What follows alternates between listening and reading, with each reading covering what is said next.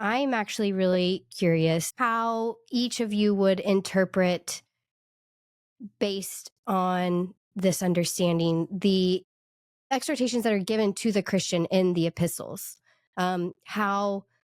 How we are to interpret those, given both of your definitions. But I understand the exhortations as talking, interestingly enough, not about specific deeds, but about attitudes, about the kind of orientation we have to life, our character. Be patient, be gentle. And every time I hear particularly be patient, I get a guilty conscience. But I need that instruction. I need help in showing how I can be patient in certain situations. And so I would see that as a law. The exhortations function as law for me because one of the ways I talk to students about it is, where does the burden fall? When it falls on Christ and the responsibility for who I am as a new creature, that's gospel. When it falls on me, even if it's the light burden that Christ talks about, or the light yoke, it's still falling on me. And then it has the potential, I think, not only of telling me what to do, but telling me what I haven't done and what I don't really want to do tomorrow. Dr. Paulson? Yeah, well, one of the things, the way you described it is helpful because it is very common for Christians, especially Protestants, and especially our truly Protestant friends who have gone beyond the Lutheran teaching into what we would usually refer to as a Calvinist kind of teaching, although I understand there are a lot of versions of this. And that is to add a whole set of things to the Christian faith itself that are supposedly good and helpful additions. And they all come back in one way or another to a third use or to a guide that's given to Christians or something. And the terms are things like this. To justification, we need to add sanctification. That's one of the ways that this is talked about. That when you get a promise of the forgiveness of sins, all of that is great. Isn't that wonderful? You're free, etc. But then what? Because from that point on, you have to learn how to preserve it. That's often what it was called. You can get it, but then you have to learn how to preserve it. That would be the rest of your Christian life. Or prove it, maybe, as well, right? It can be understood also as proving it. That, of course, is one of the ways that Calvin started to talk about this, to say, of course, your election has taken place before all time, but what you're doing now is actually trying to figure out whether that's you or not, and you're looking for proof of that. You're actually trying to determine that. Well, we don't want to go down any of those directions. And one of the ways that additions were made to justification, you add sanctification to justification, is by saying Paul's letters are always composed of two parts. Kelsey, you referred to this. That is, there is supposedly a spiritual Paul. That's the way the German historians put it in the 19th century.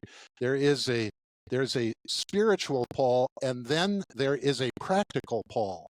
But usually it was put this way. Paul's letters are divided into, first of all, justification by faith alone. This is great. Whoop-de-woo, that's what Lutherans love, and so on. But then, they always forget that by the end of the Paul's letters, you have exhortations. In fact, that very word is used in that reformed sense. That is a version of the third use. And remember, by the time they get a hold of third use is not just a little tail on the end of your tiger. It is the primary use. It is the mind of God itself. Yeah, that's exactly right. So now we come back and say, well, what is Paul doing when he says, for freedom, Christ has set you free? And then he says things like this: Christ is the end of the law.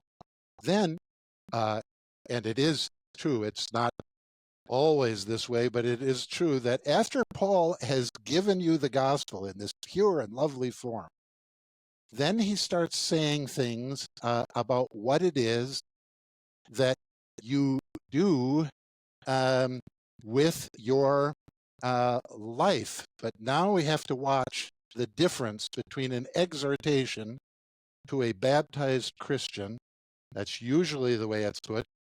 That's not what Paul is actually talking about. He's not exhorting the baptized Christian to improve himself, to preserve his faith, to sanctify his justification. There's nothing like that. Guide him in the way that God has designed our life to be. That's not what he's talking about. What he's talking about, it was what Luther does in his famous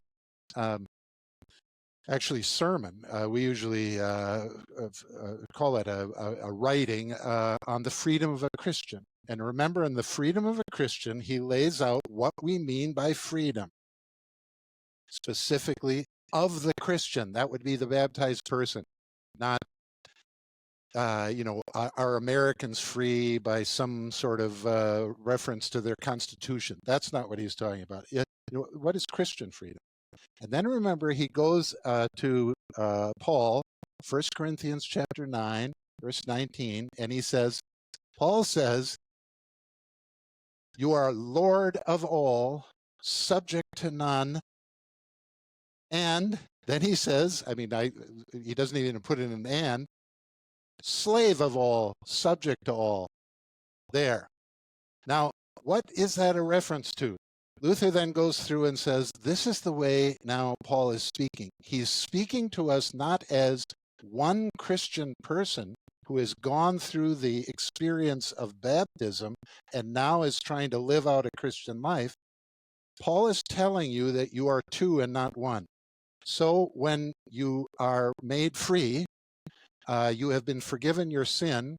One of the first things that happens to a Christian is a Christian says, Christ has freed me. He has told me I'm free. I trust him.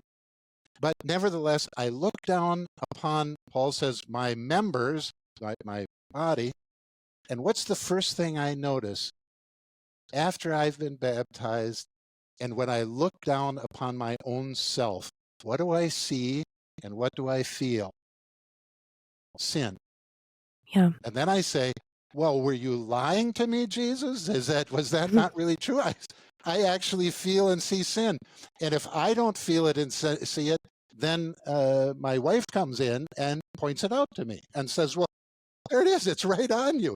Then I say, well, that can't be because I'm freed from that. There is no sin there. No, I can see it. Paul says, now what you're learning is this. Remember, Luther says, you are free, but then suddenly you realize that you are wearing a bag of maggots around your neck. The old creature is still there, not in part, but in whole. Then Paul is saying, now, don't panic. Don't say to yourself, Jesus Christ just lied to me. Instead, realize that he now is telling us the old remains for the time being for a reason, not so that you can improve it or make it work better or something like that, or fit it into God's design or anything like that. But he says, you can now subject it under the law again. When you subject it under the law, you are not subjecting your baptized Christian self. You are subjecting your old creature back under the law. And when you subject the old creature back under the law, you're going to find something, because you are no longer trying to purify that old creature. You're not trying to make that old creature right according to the law. Paul says, well, what are you doing with it then? Well, you're making it useful for your neighbor. If you enjoyed this clip and you want to listen to the full conversation, please head over to the Kelsey Cumbera YouTube channel. That's where you're going to find full conversations, both for outside ourselves as well as a very friendly debate. So head over there, subscribe, and hit that notification bell. That way you don't miss any of my upcoming content.